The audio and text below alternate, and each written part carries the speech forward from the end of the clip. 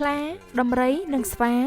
ទាល់ប្រាជ្ញាក៏នាំគ្នាដើរបណ្ដើរយំបណ្ដើរទៅរកសត្វជើងមួយទាំងពុំដឹងថាសត្វនោះនៅកន្លែងណានោះឡើយក្រោយមកសត្វទាំង3ក៏បានជួបនឹងក្ងោកមួយក្បាលក្ងោកសួរដឹងរឿងហេតុក៏និយាយប្រាប់ទៅសត្វទាំង3វិញថាបងទាំង3ចាញ់ប្រាជ្ញាអណ្ដើកនោះហើយលោកបងទាំង3មកជាមួយនឹងខ្ញុំមកខ្ញុំនឹងសាកសួរអណ្ដើកមួយក្បាលនោះឲ្យដឹងឫសគល់តែម្ដងខ្លាដំរីស្វាក្ងោកក៏ត្រឡប់មកវិញប៉ុន្តែមិនទាន់ទាំងសួរថាដូចម្ដេចផងអណ្ដើកក៏ស្រែកថាយើប្អូនក្ងោកប្អូនឯនេះពិតជាខូចមែនហ៊ានលួចផ្លិតកន្ទុយក្ងោកព្រះរាជាមកជាមួយផងបើព្រះរាជាទ្រង់ជ្រាបរឿងនេះប្អូនក្ងោកឯងច្បាស់ជាវីវមិនខានទេអីចាអាអណ្ដើកនេះលេងឯងម្នាក់ទៀតហើយតាទៅប្អូនក្ងោកឯងដឹងតែមិនរួចខ្លួនទេយល់ល្អឆាប់ទៅរកសត្វជើងមួយជាមួយនឹងអា3ក្បាលនឹងទៅខ្លាដំរីស្វាក្ងោកដើរទៅរកសត្វជើងមួយនោះសារជាថ្មីម្ដងទៀតក្នុងគ្រានោះដែរពួកគេទាំង4នាក់ក៏បានជួបនឹងទុនសាយសួរដឹងរឿងក៏និយាយថា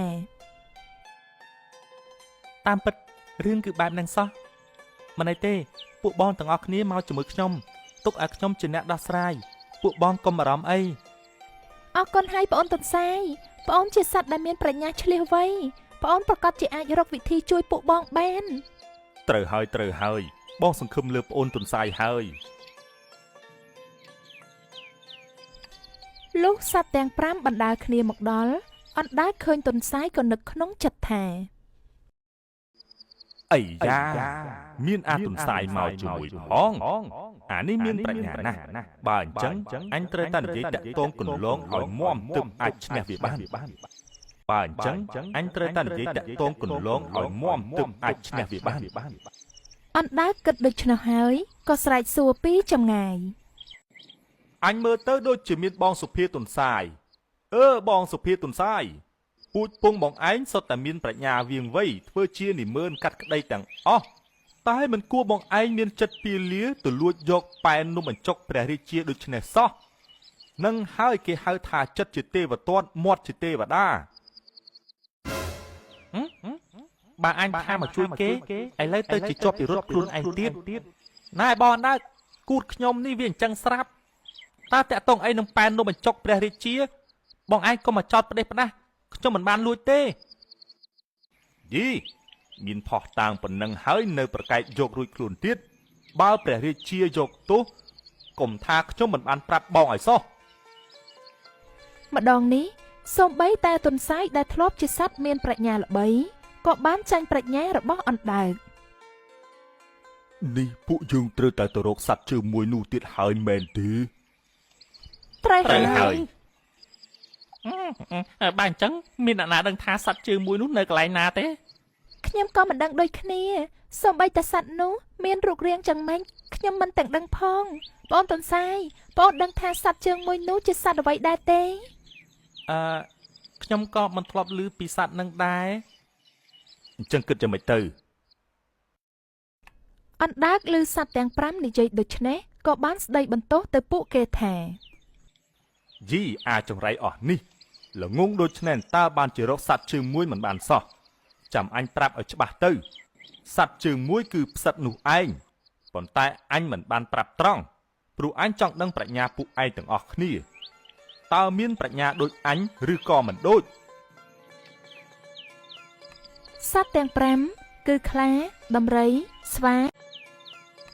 សត្វទាំង5គឺខ្លាដំរីស្វាក្ងោកនិងទុនសាយ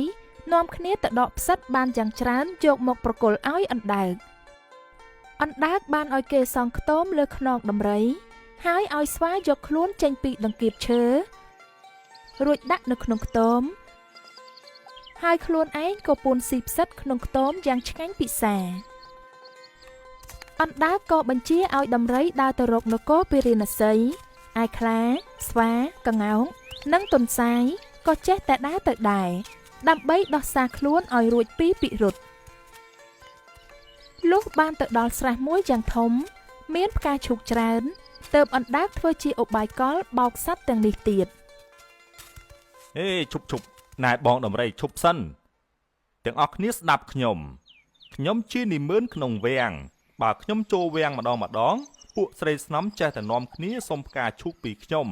បើដូច្នេះបងស្វាដាក់ខ្ញុំចុះពីដំរីសិន